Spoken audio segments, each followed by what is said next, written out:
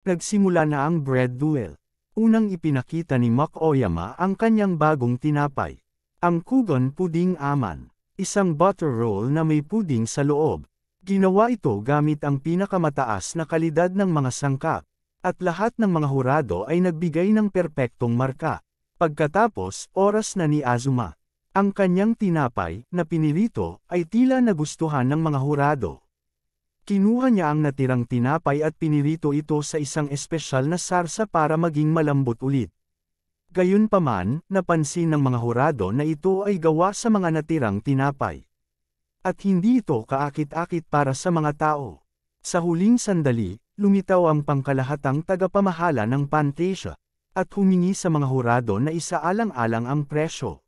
Inanunsyo ni Mac Oyama na ang presyo ng kanyang tinapay ay magiging 190 yen.